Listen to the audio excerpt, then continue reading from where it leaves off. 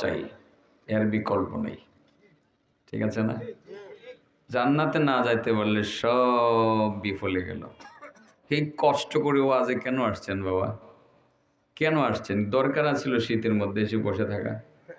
জান্নাতের যদি টার্গেট নাই থাকতো তাইলে ঘরে বসে বসে টিভির পর্দার দিকে তাকায় থাকলেই ভালো ছিল, তাই না? তা না হয় টাচ মোবাইলের দিকে তাকায় থাকলেই ভালো ছিল, তাই না? টার্গেট যেহেতু আমাদের জান্নাত, আমাদের যেতেই হবে, এর বিকল্প কোনো পথ নাই আমাদের। মানে বাঁচার বা শান্তি পাওয়ার বিকল্প কোনো জায়গা নাই। আর জান্নাতের সবচেয়ে বড় নেয়ামত হবে দিদারে ইলাহি, আল্লাহর দিদার। আল্লাহ নিজে বলেন, ফামান কানা ইয়ারজু লিকা রাব্বিহি ফালইয়ামাল আমালান সালিহা। তোমাদের মধ্যে যে ব্যক্তি জান্নাতের মধ্যে আমি আল্লাহর সাথে দেখা করতে চাই, সে যেন ভালো আমল করে। কি আমল করে? ভালো আমল করে। জান্নাতের নিয়ামতের মধ্যে সবচেয়ে বড় নিয়ামত হবে কি? আল্লাহর দিদার। বলেন, আল্লাহর দিদারে ইলাহি। কি বলা হয়? দিদারে ইলাহি। বড় একটা সাংস্কৃতিক অনুষ্ঠান হবে জান্নাতের সাগরের পাড়ে। সেখানে সাংস্কৃতিক অনুষ্ঠানে প্যান্ডেল হবে, স্টেজ হবে, প্রত্যেকের জন্য আলাদা চেয়ার থাকবে। স্টেজের মধ্যে কতক্ষণ পরে পরে এক একজনে এসে এসে মানে করবে আর কি, নিজেদের সঙ্গীত বা নিজেদের যার যার যা পরিবেশন করা দরকার সেগুলো পরিবেশন করবে। হুরপুরীরা এসে গজল গাবে, সঙ্গীত গাবে। কিছুক্ষণ পরে হযরত ইসরাফিল এসে সঙ্গীত শোনাবেন। এরপরে দাউদ নবীর কণ্ঠে জাবরের তিলাওয়াত। সুবহানাল্লাহ বলেন। যেই দাউদ নবীর কণ্ঠে জাবরের তিলাওয়াত শোনার জন্য সাগরের ভিতরের মাছ পর্যন্ত ভেসে সাগরের পাড়ে এসে ভিড়ে যেত। আকাশপথে চলমান পাখিরা আকাশপথ থেকে নেমে দাউদ নবীর মাথা বরাবর এসে তার কণ্ঠের জাবর তিলাওয়াত শুনতে থাকতো। জান্নাতে তিনি জাবরের তিলাওয়াত শোনাবেন। এরপরে শুরু হবে আরেকটা পর্ব, সেখানে হবে আমার নবীর কোরআন তেলাওয়াত। সুবহানাল্লাহ বলেন। নবীর কণ্ঠের তেলাওয়াত সেদিন শুনবেন, কত মজা লাগবে। যখন নবীর কণ্ঠের তেলাওয়াত শুনবেন, শোনার পরে পর্দার আড়াল থেকে আল্লাহ ডাক দিয়ে বলবেন, আরো কিছু লাগবে? এর আগে তো খাওয়া দাওয়া, শরবত, সারাবান, তাহুরা সবই দিবে। এগুলো আমার টার্গেট না। আমার যে বিষয়টা আমি লিখে রেখেছি এটাই বলবো। কথা শুরু হয়ে গেছে বিদায় বলছি আর কি। আল্লাহ এরপরে পর্দার আড়াল থেকে বলবেন, আরো কিছু লাগবে বান্দারা? জান্নাতের অধিবাসী আপনারা বলবেন, মাহবুদ আর কি লাগতো? তো সবই তো পাইলাম, বাড়ি পাইলাম, নারী পাইলাম, জান্নাতের ভিতরে যত সব নিয়ামত আছে সব পাইলাম, মাহবুদ গো সাংস্কৃতিক অনুষ্ঠানও পাইলাম, আমার নবীর দিদার পাইলাম, নবীর কণ্ঠে কোরআন তিলাওয়াত শুনলাম। দাউদের কণ্ঠে জাবরের তেলাওয়াত শুনলাম। স্বর্ণরূপা হিরে হীরা মণি মুক্তার চেয়ার পাইলাম। ফলের বাগান, ফুলের বাগান, দুধের নহর, মধুর নহর, সব কিছুই তো পাইলাম। আর কি লাগবে? আপনি তো বলবেন আর কি লাগবে। দেখবেন চেয়ারে বসে রয়েছে 501 নম্বর চেয়ার আপনাদের ফয়জুদ্দিন শাহ হুজুরের। একজনে বুদ্ধিমান, বুদ্ধিমান তাকে নাই চাচার মতো, কে কইব হুজুর আর কিছু লাগবে নাকি, আরো কিছু আছে বাকি? হুজুর কইব, ব্যাক কল, আসলটাই তো রয়েছে। কে বো কি রয়েছে? আল্লাহর দিদার রয়ে গেছে। সুবহানাল্লাহ বলেন। দিদারে ইলাহি وجوه يومئذ ناظرة إلى ربها ناظرة ووجوه يومئذ باسرة تظن أن يفعل بها فاقرة। আল্লাহ বলেন, ওয়াজুহু ইয়াওমাইযিন নাযিরা, সেদিন কোন কোন চেহারা হবে সজীব হাস্যোজ্জ্বল, ইলা রাব্বিহা নাযিরা, তারা আল্লাহর দিকে তাকায় তাকায় আল্লাহরে দেখবে। সুবহানাল্লাহ। এই চাচা যখন শুনবো আল্লাহর দিদার বাকি রয়ে গেছে, জান্নাতের অধিবাসীরা সবাই জিজ্ঞর দিয়ে উঠবো, আল্লাহ বাকি রয়েছে একটা, কি? তোমার দিদার, তোমারে দেখতে চাই। আল্লাহ রাব্বুল আলামিন মুহূর্তের মধ্যে পর্দা ভেদ করে সামনে এসে বসে যাবেন, তার কণ্ঠে তার কোরআনের তিলাওয়াত শোনাবেন। অসংখ্য বৎসর পর্যন্ত তেলাওয়াত শুনবেন, মাগার আফসোস মিটবে না।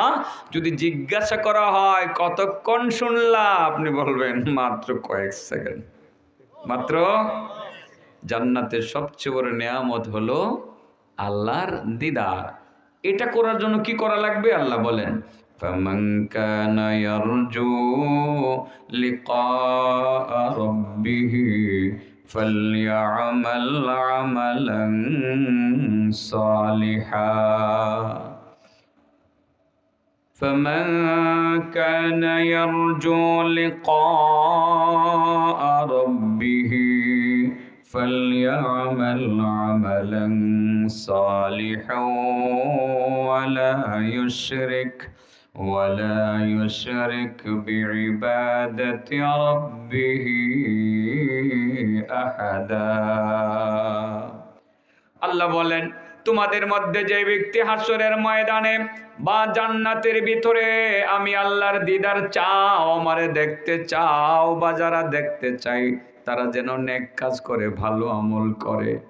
এই ভালো আমল বলতে কোন আমলকে বোঝায় সেই বিষয়ে বক্তব্য শুরু করতে চাই। রাসূল বলেন, বিশেষ করে 4টি আমল হইল আল্লাহর কাছে সবচেয়ে প্রিয় এবং দামি। কয়টা আমল? 4টা আমল আল্লাহর কাছে অনেক দামি। আহাব্বুল আমাল ইলাল্লাহ, আল্লাহর কাছে সবচেয়ে প্রিয় আমল 4টা। বলেন কয়টা? এই 4টা আমল হলো আমার ওয়াজ। আপনারা তো জানেনই, আমি একটা পয়েন্টের উপরে বলি। পয়েন্ট ছাড়া আজকে ডানে বামে গেছিলাম, এখন আর যাব না, ওই পয়েন্টের ভিতরেই বলবো ইনশাআল্লাহ। কয়টা আমল আল্লাহর কাছে বেশি প্রিয়? 1 নম্বর, সুরুরুন তুদখিলুহু আলা মুসলিম। 1 নম্বর হলো কোন মুসলমানকে খুশি করা, তার চোখে মুখে হাসি ফোটানো। এটা কেমনে? পরামর্শ দিয়েও খুশি করতে পারেন, টাকা পয়সা দিয়ে খুশি করতে পারেন, একটু উৎসাহ উদ্দীপনা দিয়ে সাহস দিয়ে খুশি করতে পারেন। আপনার কাছে আসলো, বড় বিপদে পড়ছে লোকটা, আপনি বললেন, এই বেটা, সমাজে আমরা আছি না, এত টেনশন কিসের, দেখ মানে কি হয়। একটা কথা বললেন, আসলে আপনার কিছুই করতে হলো না, কিন্তু একটা কথা বলে যে সাহস জুগিয়ে দিলেন, সে যে খুশি হয়ে গেল। আল্লাহর রাসূল বলেন, তুমি আল্লাহর কাছে 4টা আমল প্রিয়, এর মধ্যে অন্যতম একটা আমল তুমি করে ফেলেছো, আল্লাহকে তুমি খুশি করে ফেলেছো, মানুষের মুখে হাসি ফুটিয়েছো, মানে আল্লাহকে তুমি খুশি করেছো। আর আল্লাহকে খুশি করা মানে আল্লাহর প্রিয় বান্দাদের তালিকায় নাম উঠিয়ে ফেলা। আল্লাহর প্রিয় বান্দাদের নাম তালিকায় নাম ওঠানো মানে হলো জান্নাতে যাওয়ার উপযুক্ত হওয়া। কয়টা কাজ আল্লাহর কাছে সবচেয়ে প্রিয়? একটা হলো মানুষের মুখে হাসি ফোটানো, ছেলে মেয়েদের মুখে হাসি ফোটানো। এটা অনেকের কাজ। ভালো করে ছেলেদেরকে খাওয়া দাওয়া দিতে পারেন না, একদিন কামাই রুজি করে ভালো খাবার নিয়ে আসলেন সন্তানদের জন্য, নিজে খাইলেন না, নিয়ে আসলেন, ছেলের বড় খুশি হলো। আল্লাহ রাসূল বলেন, এটা অনেক ভালো কাজ। স্ত্রীকে ভালো কিছু দিতে পারেন না, আজ কামাইটা ভালো হয়েছে, স্ত্রীর জন্য ওই যে আমার ভাই ডালের বড়া বললো না, বললেন এটা 20 টাকার ডালের বড়া, এটা না কিনে আজকে ও যে পুরুরা বাজারের মিষ্টিটা বড় ভালো, মজা লাগছিল, একবার খাইছিলাম যে না জুয়েল, পুরুরা বাজারের মিষ্টিটা বড় ভালো, আজকে 1 কেজি মিষ্টি কিনে নিয়ে এসে স্ত্রীকে বললেন, দেখো মিষ্টি তোমার জন্য আনতে পারি না বহুদিন যাবত, আজকে নিয়ে আসলাম। মুচকে একটা হাসি দিল আপনার স্ত্রী। আপনি আল্লাহর কাছে প্রিয় একটা আমল করে ফেললেন, সুবহানাল্লাহ বললেন। অর্থাৎ মুসলমানের মুখে হাসি ফোটানো, তাদেরকে খুশি করা, এই আমলটা আল্লাহর কাছে অত্যন্ত প্রিয় একটা আমল। এই আমল করলে আল্লাহর ভালোবাসা পাওয়া যায়। এই একটা বললাম, এটার উপরে আর ব্যাখ্যা দেব না। আমার ব্যাখ্যাটা হবে কি আপনার 3 নাম্বার 4 নাম্বারে গিয়ে কিছু ব্যাখ্যা হবে। আলোচনার সময় কম হবে, কিন্তু আলোচনা অনেক বেশি হবে। আজকে সময়টা কম নেব, ব্যস্ততা আছে, শারীরিক অক্ষমতা তো আছে। আমি কিন্তু অনেক আগে এসে গেছি, খাওয়া দাওয়া করেছি, শুয়েছিলাম, অনেকক্ষণ গল্প করেছি। আমার আশাটা হয়ে গেছে 8:30 বাজে আমি এসে গেছি, বসতে বসতে 10টা বাজে বসছি, অনেক সময় ছিলাম। আমি ওয়াজ একটু কম করব না, আপনারা কি শুনবেন? আল্লাহর কাছে সবচেয়ে প্রিয় আমল কয়টা বলেন? 1 নম্বর মানুষের মুখে হাসি ফোটানো, মানুষের মুখে হাসি ফোটানো, মুসলমানদের মুখে হাসি ফোটানো, হোক সেটা পরামর্শ দিয়ে, হোক দুই টাকার সাহায্য করে, হোক লোকটা রাস্তার মধ্যে পড়ে গেছে তাকে উঠিয়ে দিয়ে, হোক তার হাতের লাঠিটা পড়ে গেছে লাঠিটা উঠিয়ে তাকে হেল্প করে দিয়ে, হোক সে রিক্সা পাচ্ছে না তাকে একটা রিক্সা ডেকে দিয়ে, হোক সে যেতে পারছে না তাকে জায়গাতে পৌঁছিয়ে দিয়ে, যে কোনো মূল্যে কোনো মুসলমানকে আপনি খুশি করবেন, নাকে মুখে হাসি ফোটাবেন। মুরব্বি মানুষ চলতে পারে না, তুমি একটু রাস্তা তাকে সামনে অগ্রসর হয়ে তার বাড়ি পর্যন্ত পৌঁছিয়ে দিয়ে আসলে, রাত বেজে গেল 11টা, বুড়ো মানুষটা ঘরে যেতে পারতেছে না, টর্চ লাইট হাতে নাই, তোমার হাতে আছে একটা মোবাইল দিয়ে দাদা দাদা বলতে বলতে তার বাড়ি পর্যন্ত তুমি নিয়ে তার ঘরে পৌঁছিয়ে দিয়ে আসলে, মুস্কি একটা হাসি দিয়ে তোমাকে বিদায় করে দিল, লোকটারে খুশি করলা, তুমি আল্লাহকে খুশি করে ফেললা। বুঝাইতে পারছি কথাগুলো বন্ধুরা? ইসলামিক সভ্যতা অনেক সুন্দর না? অনেক সুন্দর। ওয়াজ তো শুনি, কিন্তু ইসলামের সৌন্দর্য সম্পর্কে বোঝার চেষ্টাও করি না। মাঠে কি জায়গা হচ্ছে না নাকি? বাবারা একটু সামনে চলে আসুন, তাহলে যারা পিছনে দাঁড়িয়ে আছেন সামনে চলে আসুন, সামনে চলে আসুন। জি, কটা কাজ আল্লাহর কাছে প্রিয়? 1 নম্বর কি ফোটানো না কষ্ট দেওয়া? আমরা কাম হইলো কষ্ট দেওয়া। হ্যাঁ, আমরা কাম হইলো কষ্ট দেওয়া। ওই যে দেখেন কালকে রাত্রে 3টার সময় মাইরা লেছি, মানে কুবাই মেরে লেছি। এটা কাম হইলো বাবা? কাম হইলো? এটা কাম হইলো? হ্যাঁ, আমি কিছু বলবো না এই ব্যাপারে, দুঃখটা বলতে পারতেছি না, বলবো না। আমার ভাষা নাই, আমি ভাষা হারিয়ে ফেলছি। কি যে বলবো এটাও নেই, আমার ভাষা আমি হারিয়ে ফেলেছি। কি করে সম্ভব হলো বলেন? তবলিগ নিয়ে 2 দল করতে হবে? তোমরা যদি তবলিগই করো, যে তবলিগ নবীওয়ালা কাজ, তোমরা আলেমদের সাথে চলে আসো। তোমাদের আলাদা থাকতে হবে কেন? কে শিখেছে তোমাদেরকে আলাদা থাকতে? ভাই, এই বিষয়টা একটু বুঝে বলেন তো। আপনার এলাকায় যদি কেউ থাকে এভাবে রাত 3টার সময় অতর্কিত হামলা করে মানুষ হত্যা করা, এটা কি তবলিগের কাজ হতে পারে? এটা হতে পারে? আল্লাহ তাদের হেদায়েত দেন। আমি আজ বলবো না, সত্যিই বলছি, কিচ্ছু বলবো না। আমি ভাষা হারিয়ে ফেলেছি। ভাষা যদি এখন বলতে হয় অথবা অনেক উগ্র কথা বলে ফেলবো, কিন্তু আমাদের মুরব্বী আলেমরা বলছে যে না, উগ্র কথা বলা যাবে না। দেশের শান্তি শৃঙ্খলা বজায় রাখার জন্য আমাদের শান্তিময় কথা বলে যেতে হবে। এটার নামই হলো ইসলাম। অশান্ত পরিবেশ সৃষ্টি করতে চাই না। আমি আবারও হাতে পায়ে ধরে, আমি সাতপন্থী নামের যারা আছেন তাদেরকে হাতে পায়ে ধরে বলি, ভাই আপনি তো রাসূলের উম্মত, আপনি নবীওয়ালা কাজ করছেন। বাংলাদেশের আলেমরা কি আপনার চোখে পড়ে না? ইন্ডিয়ার সাদকে আপনার চোখে পড়াই লাগবে। যেই লোকটার কানেকশন হলো ইসরায়েলের সাথে, কেন আপনি তার কানেকশনের সাথে কানেক্টিভেট হবেন? আপনি কেন ওইদিকে যাচ্ছেন? এদেশের কি আলেম আপনার চোখে পড়ে না? আল্লাহর নবী কি আপনারা বলে গেছেন যে বিদেশি আলেমদের অনুসরণ করবা, দেশের আলেমদের অনুসরণ করতে পারবা না? এটা কি বলে গেছেন? ভাই, আপনার হাতে পায়ে ধরে বলি, ভাই আমার দেশে বহুত যোগ্য আলেম আছে। যেই সাদ সাহেব আলেম, তাকে পড়াইতে পারবে দৈনিক 100 বার, এমন আলেম বাংলাদেশের প্রতিটা ডিস্ট্রিক্টে 100 থেকে 1000 পর্যন্ত আছে। তো আপনি কেন এই একটা লোকের কথা? আর একটু চিন্তা করে দেখেন, এই লোকটার মাথার মধ্যে কি এই কথাটা ঢোকে না যে আমার একটা বক্তব্য নিয়ে, আমার নেতৃত্ব নিয়ে বাংলাদেশে খুনাখুনি হচ্ছে, আমি কেন নেতৃত্ব নিয়ে বসে আছি? আমি কি একটা ভাষণ দিতে পারি না? সে কি ওই দেশ থেকে ভাষণ দিতে পারে না? এক তবলিগলারা সব এক হও, মারামারি করো না। এই কথাটা কি বলতে পারে না? সাত সাহেব তো এই কথাটা বলে নাই। উদ্দেশ্য কি ভাই? উদ্দেশ্য কি আমি জানি না। আমি আবারও বলছি, আমি বাক্রুদ্ধ, আমার ভাষা নাই। আমি যেইভাবে কালকে হত্যাকাণ্ডের চিত্রগুলো দেখেছি ফেসবুকে, বড় বড় রান্দার ছুরি নিয়ে যেভাবে মাঠে ঢুকে সমানে কোবাইছে। আর আপনাদের কিশোরগঞ্জের পাকুন দিয়ে আমি লোকটাকে চিনি, বাচ্চু ভাই, আমার বড় ভক্ত লোকটা, আমি সেখানে বয়ান করি। সেই লোকটার পেটের ভিতরে ছুরি ঢুকাইয়ে দিয়ে এইভাবে টানাটানি করে তারে মারছে, এইভাবে তারে মারছে। এটার নাম কি তবলিগ? হ্যাঁ, তবলিগ নবীওয়ালা কাজ। নবীর ওয়ারিসরা এই কাজ করবে এবং এই কাজের নেতৃত্ব দেবে, এটাই তো স্বাভাবিক। আসলে তারা বুঝতে পারতেছে না। ইসরায়েলের কাজ হলো, তারা দেখতেছে দাওয়াত তবলিগের মেহনতের মাধ্যমে আলেম আর সাধারণ পাবলিক একাকার হইয়া তাদের শক্তি বেড়ে গেছে। এখন আলেমদের থেকে পাবলিককে আলাদা করতে হবে। এটা ইসরায়েলের কাজ। এর দ্বারা তো আল্লাহ খুশি হইতেছে না, এর দ্বারা ইসরায়েলি খুশি হইতেছে। আপনি একটু চিন্তা করে দেখেন, তবলিগে দুইটা পাঠ করে আপনি কারে খুশি করতেছেন ভাই? আল্লাহ তো বলছেন, আল্লাহ রাসূল বলছেন ইয়াদুল্লাহি আলাল জামা, আল্লাহর সাহায্য হলো ঐক্যবদ্ধ থাকার উপরে। আপনি কেন আলাদা চান? কেন আলাদা চান? একদিন হেরা করব, একদিন আমরা করব। আপনি কি এটা বলতে পারেন না যে আমরা সবাই একসাথে করব? কেন ইচ্ছাকৃতভাবে আলাদা হয়ে যাচ্ছেন? আপনাকে তো আমি আলাদা করে দেই নাই, আমি তো বলি নাই যে আপনি আমার সাথে আসতে পারবেন না। আপনি আলাদা চাচ্ছেন কেন? চলেন আমি আপনি একসাথে চলি। যারা আছেন সাতপন্থী, আমি পায়ে ধরে বলে যাই, দয়া করে এদেশটাকে বাঁচান, তবলিগকে বাঁচান, ইসলামকে বাঁচান। কারণ সাদ সাহেবের যে গুমরাহি মতবাদ, তার যে ফতোয়া, এই ফতোয়া ইসলামকে ধ্বংস করে দিবে। তার ফতোয়াগুলো তো আমরা মানতে পারতেছি না। আরে আমরা তো লেখাপড়া কিছু করেছি তো আমরা সহিহ বুখারী পড়েছি, কোরআন তাফসীর পড়েছি, সিয়াসিত্তার সব কিছু পড়েছি। শুধু পড়েছি না, আমরা পড়াইতে আছি। শিক্ষক বহুদিন যাবৎ, 2002 সাল থেকে বুখারী শরীফের শিক্ষক আমি কি একটুকু বুঝি না যে আমার সাদ ভাই উনি কি বলছেন? একটুকু বুঝি না? আমার মাথা কি গেল নাই? বুঝেই তো তার ব্যাপারে মন্তব্য করতেছি। যতদিন পর্যন্ত তিনি তার বক্তব্যগুলো প্রত্যাহার না করবেন, তওবা না করবেন, ততদিন তার সঙ্গে আমরা নাই। এতটুকুই তো বলি, এর চেয়ে বেশি কিছু বলি না।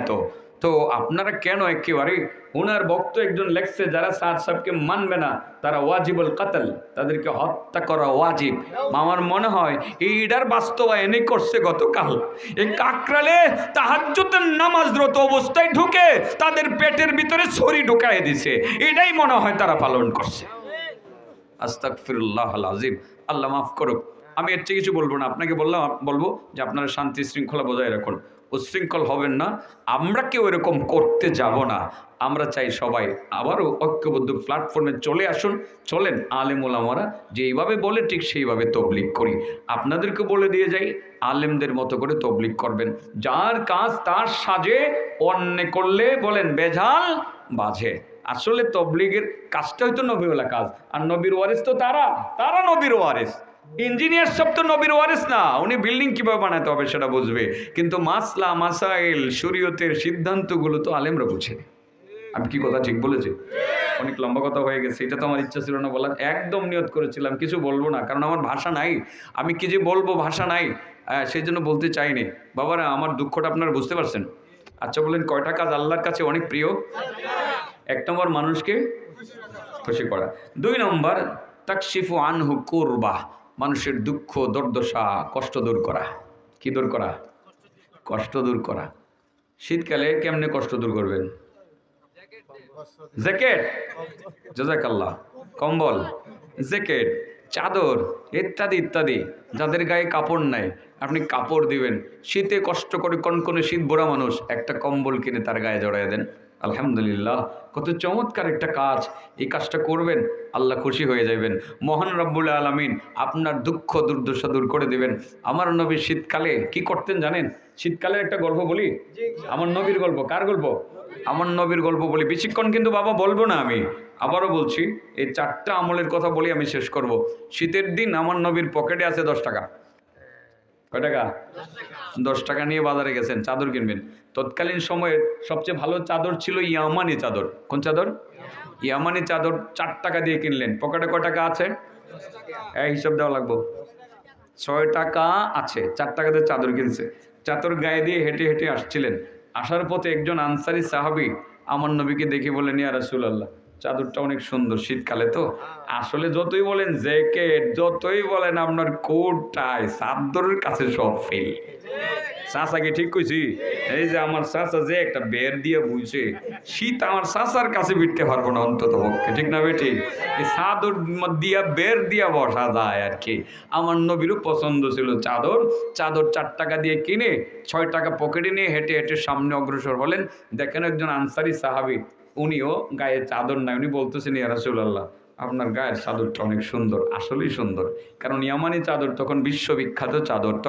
এখনকার আমাদের ওই যে আমরা যে এই কাশ্মীরের শাল কিনি না, তখন ছিল আপনার ইয়ামানি চাদর। কাশ্মীরের শাল অবশ্যই এরা এখন কয় যে বাংলাদেশে এরা কিছু মালটাল দিত না বলে, আর বলে পেঁয়াজও দিত না, চিকিৎসা করবার লাগে বলে দিত না। ভাবছিল এই পেঁয়াজ না দিলে, চাদর না দিলে মনে বাংলাদেশের মানুষ না খায় মরবো, আর কি শীতে মরবো। এখন এরা ওই না খায় মরতেছে। এই দেখেন কলকাতা লাইভে দেখেন কলকাতার ব্যবসায়ীরা পিএসটি সব রাস্তার মধ্যে ভালাই দিতেছে।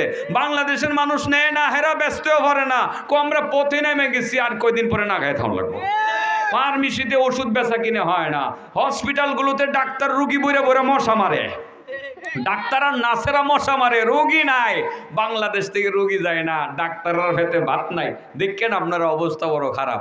হেরা ভাবছিল মনে হয় আমরা এগুলো বন্ধ করে দিলে আমরা মনে আর পারতাম না। আমরার লগে ইন্ডিয়া না থাকলেও আমাদের আল্লাহ আছে, আছেও। নাইলে আমরা ইন্ডিয়া যে এমন ভাবে আরই পাতলো আমরা লগে, চতুর্দিক দিকে ব্যারিকেড দিয়ে এইটা দিত না হেটা দিত না, কি হয়েছে আল্লাহর রহমতে না খাই আছে একজন বাঙালি। বাংলাদেশ এমন একটা দেশ, গরিব হতে পারে আলহামদুলিল্লাহ, একজন মানুষও না খায় মরে না। কিন্তু ইন্ডিয়া এত বড় প্রভাবশালী পরাশক্তি হওয়ার পরেও বৎসরে লাখ লাখ মানুষ না খায় মরে। এমনও আছে এলাকা, আমি গেছি তো, এমনও আছে এলাকা সপ্তাহে একদিন গোসল করার পানি পায় না। পানি পান করার পানি সীমিত, অল্প অল্প একটু একটু পানি খায়, পানিটা পর্যন্ত নাই, শুকাইয়া কাঠ হইয়া শুকাইতে শুকাইতে মরে। ইন্ডিয়াতে এমনও বহুত প্রদেশ আছে। কিন্তু আলহামদুলিল্লাহ আমার দেশ ভালো আছি, ভালো আছি না? হয়তো জিনিসপত্রের দাম এখন একটু বেশি, বেশি হইলেও পেঁয়াজ আমি খেতে করতে পারি, উড়াই খাইতে পারি। গুলালু এখন দাম বেশি হইলো আমার খেতে আছে, ঠিক আছে না? নাইলে আবার দুইবার লাগামো। এক সময় দান হইতো একবার, এখন দান হয় দুইবার, ঠিক না বেটি? আগে দান হইতো 10 মণ দর, এখন আমার এলাকাতে এক কানিপতি দান হয় 30 মণ দর। কেটা দেয়? আমার আল্লাহ দেয়। আসেনি আল্লাহ আমরা লগে আসেনি? মিয়া ডর কি এর মিয়া ইন্ডিয়া খাওয়ান না দিলে কি আল্লাহ আমরা রিজিক আমরা রে দিছে না? দিছে, এরাই না খায় মরতে আছে। দেখেন খবর লেন আপনারা, কলকাতা তো অসল হয়ে গেছে গা, মুর্শিদাবাদ অসল হয়ে গেছে গা, ত্রিপুরা অসল হয়ে গেছে গা, 7 সিস্টার অসল হয়ে গেছে গা। বাংলাদেশের মানুষ যায় না, হেরার পেটে ভাত নাই। আমিও গিয়া টাকা দিয়েছি, চিকিৎসা করলে লাখ লাখ টাকা দিয়েছি, হেন এটা হাতন যাইতেছে না। আমিও নিয়ত করছি মরে গেলে আর ইন্ডিয়া গিয়ে চিকিৎসা করতাম না, পারলে দেশে চিকিৎসা করবো, নাইলে কোনো মুসলিম কান্ট্রিতে যাবো, ইন্ডিয়া আর যাইতাম না, চিকিৎসা করতাম না। এবার তোরা ভালো থাক, তোর লোকে ঝগড়াও করতাম না। আর তোরা যদি বর্ডার ভাঙ্গা বাংলাদেশে আয় খরচ, তাহলে রাইকা দিমু খালি কোবাইয়া, একটারও ছাড়তাম না। সাহস আছে নি? আরে আপনারা রাখবেন কই থেকে? বর্ডার নাই তো, আমার বাড়ির লোকে বর্ডার ব্রাহ্মণবাড়িয়া। আমরা ব্রাহ্মণবাড়িয়ার হেরার টাকা লয়ে রেডি হয়ে গেছি গা, আইবি আর সুখে মারবো, ঢুকবে আর সুখের মধ্যে ঢুকাইয়া দেবো, এরপরে ঠ্যাং কাটবো, এরপরে হাত পকেটটা লুলা বানাই থয়ে দেবো। কিন্তু উজ্জে ভরে যাইতাম না। হ্যাঁ মনে ডরাইতেছে কেউ ভাই? সব ডর আছে? কোনো ডর নাই। বাচ্চা আসি মোর মতো আজ না কাল মরুময়, যেহেতু মরুময়, আর এদেরকে ডরাইয়া আমাদের মরার দরকার নাই। মরলে শহীদ, বাঁচলে গাজী, এই শপথটা নিয়েই বাঁচবো ইনশাল্লাহ, ঠিক আছে না? কি ও আজ একটা জায়গায় ডাক্তার গেছি গাই, চাদর কয়টা কিনছে নবী সাল্লাল্লাহু আলাইহি সাল্লাম? এরপরে পকেটে কয় টাকা? একজন আনসারি সাহাবী দীক্ষা কো, ইয়া রাসূলুল্লাহ চাদরটা তো সুন্দর। আল্লাহ নবী কয় সুন্দর, তোমার পছন্দ হয়েছে নাকি? ইয়া রাসূলুল্লাহ অনেক পছন্দ। তোমারে দিলে কেমন? কারো ভালো। লিগা ভালো। কয়েক তুলে শীতকালে একটা চাদর হইলাম, আর চাদরটাও সুন্দর। আরেকটা হইলো ইয়া রাসূলুল্লাহ আপনার গায়ে দেওয়া চাদর গায়ে দিব, আপনার গায়ের গন্ধটা পাবো, গ্রামটা পাবো, সারাটা জীবন খালি শান্তি লাগে। প্রচন্ড কোনে শীত, নিজেরও শীত, চাদরটা খুললা আনসারি সাহাবীর গায়ে আমার নবী লাগাই দিচ্ছেন। লাগায় কয় তোমার গায়ে তো আরো সুন্দর, তোমার গায়ে তো। পকেটে কয় টাকা জানি গেছে গাওয়া আবার চাদর আরেকটা কিনছে 60 টাকা দিয়ে, রুইছে কয়টা? ভালো করে বুঝছো। এবার চাদর আরেকটা গায়ে, পকেটে 2 টাকা নিয়ে হাইটে হাইটে যাইতেছেন। রাস্তার মধ্যে গিয়ে দেখেন চাদরটা কিন্তু অনেক সুন্দর, একজন মহিলা গড়াগড়ি করে কান্না করতেছে। আমার নবী ডাক দিয়ে বললেন, ওগো নারী তুমি কাঁদো কেন? সেই নারী বলে, বাবারে আমি কেন কাঁদি আপনার কাছে বললে কোনো লাভ হবে বলে মনে করি না। নবী বলেন, মাগো তোমার কি হলো আমার কাছে বলো দেখি, আমি তোমার কোনো উপকার করতে পারি কিনা। সেই মহিলা বলে উঠল, বাবারে আমি একজন বিপদগ্রস্ত মানুষ, আমি একজনের বাড়িতে কাজ করি, আমি দাসী, আমার মালিক আমাকে 2 টাকা দিয়ে বাজারে পাঠাইছিলেন আটা কিনে নিয়ে যাওয়ার জন্য, কিন্তু আমার জন্য বড় দুঃসংবাদ, প্রতিমধ্যে আমার টাকাটা আমি হারিয়ে ফেলেছি, আটা কিনবো কিভাবে, মালিককে বোঝাতে পারবো না। খালি হাতে যদি মালিকের বাড়িতে যায়, আমার মালিক মেরে প্রহার করে আমার হাত পা গুলো ভেঙে দিবে। আমার নবী বলেন, সমস্যা নাই গো মা, কোনো সমস্যা নাই। তোমার মালিক তোমাকে 2 টাকা দিয়ে পাঠিয়েছিলেন, আমার পকেটেও আছে 2 টাকা, এই 2টা টাকা দিয়ে দিলেন। 10 টাকা পকেটে ছিল, 4 টাকা 4 টাকা দিয়ে তিনি 2টা চাদর কিনলেন 8 টাকা, আর 2 টাকা মেয়েটার হাতে দিয়ে সামনে অগ্রসর হলেন। এবার পিছনে আবার তাকিয়ে দেখলেন মেয়ের কান্নার আওয়াজ আগের চেয়ে আরো অনেক বেড়ে গেছে। আমার নবী বললেন, ওগো নারী, এবার তুমি কাঁদো কেন? সেই নারী বলল, বাবা, আমার কান্নার কারণ আমি জানি, আমি অন্য কারণে কান্না করতেছি। টাকা আমি পেয়েছি, আটা আমি কিনবো, আমি এই জন্য এখন কান্না করতেছি না। মূলত কান্না করতেছি অনেক দেরি হয়ে গেছে, আমি যে টাকা হারিয়ে ফেলছিলাম, আর আপনি যে আমারে টাকা দিছেন, এটা আমার মালিককে আমি কিছুতেই বুঝাইতে পারবো না। আমার মালিক আমাকে শাসন করবে, অনেক মারপিট করবে। আমার নবী বললেন, ওগো নারী, তোমার দুঃখ দুর্দশা দূর করার জন্য আমার যা যা করণীয় আমি তাই করব। চলো, আমি তোমার মালিক পর্যন্ত যাব, তোমার মালিকের কাছে গিয়ে তোমার জন্য সুপারিশ করে আসবো। সুবহানাল্লাহ বলেন। সোজা আমি এটাকে নিয়ে মালিক পর্যন্ত চলে গেলেন। বাড়ির গেটে গিয়ে আমার নবী সালাম দিলেন, আসসালামু আলাইকুম ওয়া রাহমাতুল্লাহি ওয়া বারাকাতুহু। বাড়ির ভিতর থেকে সালামের কোনো উত্তর বের হয়ে আসলো না। আবার সালাম দিলেন, আসসালামু আলাইকুম ওয়া রাহমাতুল্লাহ। বাড়ির ভিতর থেকে সালামের জবাব বের হলো না। আবার সালাম দিলেন, সালামের জবাব বের হলো না। চতুর্থবার আমার নবী বাড়িওয়ালাকে ডাক দিয়ে বললেন, বাড়িওয়ালা, তুমি যদি বাড়িতে থাকো তবে আমার সালামের জবাব দাও, আর যদি না থাকো তাহলে আমি গেলাম। এই কথা বলার সঙ্গে সঙ্গে বাড়ির ভিতর থেকে সালামের জবাব বের হয়ে আসলো, ওয়ালাইকুম আসসালাম ওয়া রাহমাতুল্লাহি ওয়া বারাকাতুহু ইয়া রাসূলুল্লাহ। আমার নবী এবার সালামের জবাবটা শুনে অবাক হয়ে বললেন, বাড়িওয়ালা, নিশ্চয়ই তুমি আমারে চেনো, যদি না চিন্তা ইয়া রাসূলুল্লাহ বলে রাসূল স্বীকার করে তুমি আমার সালামের জবাব দিত না। আমাকে চেনার পরেও তুমি কেন আমার পরপর 3 বারের সালাম এর জবাব কেন দাও নাই? বাড়িওয়ালা বললেন, ইয়া রাসূলুল্লাহ, নিশ্চয় আপনি ঠিকই বলেছেন, আমি আপনার প্রথম সালাম শুনছিলাম, দ্বিতীয় তৃতীয় সালামও শুনছিলাম। আপনি সালাম দিছিলেন মানে আমার জন্য শান্তির দোয়া করতেছিলেন। প্রথম সালামটা শোনার পরে আমার দৃষ্টিটা আকাশের দিকে যখন উঠল, আমি দেখতেছিলাম বৃষ্টির মতো শান্তি আমার বাড়ির উপরে নাজিল হইতেছে। ইয়া রাসূলুল্লাহ, আমার বড় ভালো লাগতেছিল, আপনি সালাম দিতেছিলেন আর শান্তি নাজিল হইতেছিল। শান্তির লোভে আপনার সালামের জবাব দিতে আমার দেরি হয়ে গেল। নবী গো, আপনি যদি রাগ না করতেন আরো অনেক দেরি করতাম। রাগ করার কারণে সালামের জবাবটা দিয়ে নিলাম। তবে কেন আসলেন গো নবী, কারণটা যদি বলতেন। রাসূল বলেন, এই যে মেয়েটারে তুমি দেখতেছো, তোমার কাজের মেয়ে। কহা কাজের মেয়ে? আমি বাজারে গেছিলাম 10 টাকা নিয়ে আটা কিনার, আটা 10 টাকা নিয়ে গেছিলাম চাদর কেনার জন্য। 4 টাকা দিয়ে চাদর কিনলাম। আনসারী সাহাবীর চাদরটা পছন্দ হয়ে গেল, তারে দিয়ে দিলাম। আর একটা চাদর 4 টাকা দিয়ে কিনলাম। পকেটে 2 টাকা নিয়ে রাস্তা দিয়ে হেঁটে চলছিলাম। তোমার বাড়ির এই মেয়েটাকে দেখছিলাম রাস্তার মধ্যে কান্না করতেছে।